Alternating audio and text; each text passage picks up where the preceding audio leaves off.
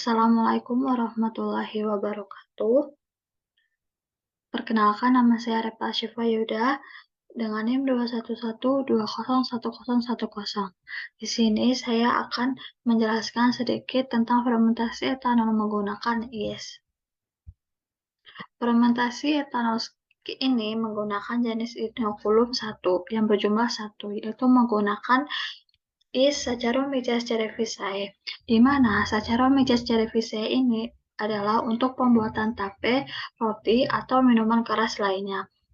Reaksi perubahan pati menjadi alkohol fermentasi, yaitu pati mengubah menjadi maltosa, kemudian maltosa ditambah air akan berubah menjadi glukosa, kemudian glukosa akan berubah menjadi etanol.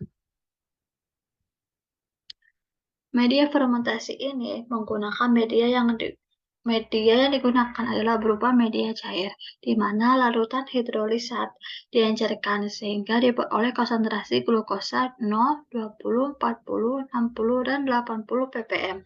Kemudian masing-masing dipipet sebanyak 5 ml dan dimasukkan ke dalam Erlenmeyer yang berbeda. Ditambahkan 0,2 gram KH2PO4, 0,2 gram urea, dan 20 ml Aquades, serta larutan NaOH 1% atau sama dengan 1-2 tetes hingga pH-nya sebesar 6.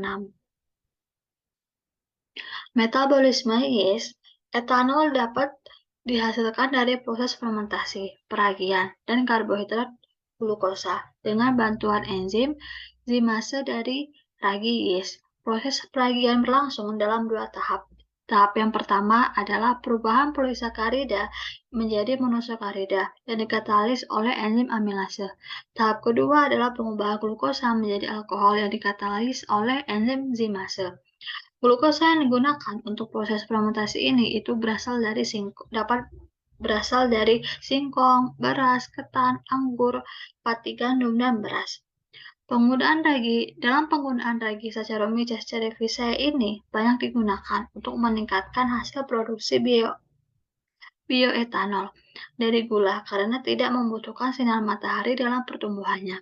Saccharomyces cerevisiae dalam bentuk ragi dapat langsung digunakan sebagai inokulum pada kultivasi etanol, sehingga tidak diperlukan penyiapan inokulum secara khusus.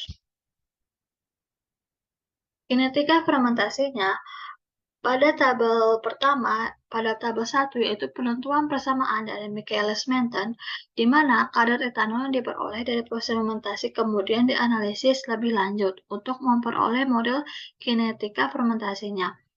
Kadar glukosa awal digunakan untuk memperoleh harga 1, sedangkan kadar etanol selama 72 jam digunakan untuk menghitung laju dan diperoleh harga 1/4. Kemudian, berdasarkan pada gambar 1, proses fermentasi berdasarkan pada gambar 1 yaitu model kinetika Michaelis-Menten pada fermentasi, proses fermentasi sesuai dengan model dari persamaan Michaelis-Menten, di mana maka pendekatan ini menghasilkan nilai kecepatan maksimumnya Vmax-nya adalah 5000 ppm jam pangkat min 1 km sama dengan 5,5 ppm. Sehingga hasil penelitian yang telah dilakukan pada kondisi terbaik diperoleh oleh konstanta Michaelis-Menten Km sama dengan 5,5 ppm pangkat minus 1 dan kecepatannya adalah reaksi maksimum Vmax. Vmaksimum adalah sama dengan 5000 ppm jam per pangkat min 1. Dan terakhir adalah metode fermentasi. Pada fermentasi ini menggunakan fermentator batch, di mana fermentator batch ini adalah fermentator yang sederhana, di mana pada saat proses berlangsung tidak ada bahan yang masuk maupun yang keluar dari fermentator. Kondisi bahan maupun mikroorganisme dalam fermentator batch secara menyeluruh mengalami perubahan seiring berjalan dengan waktu sampai pada tingkatnya.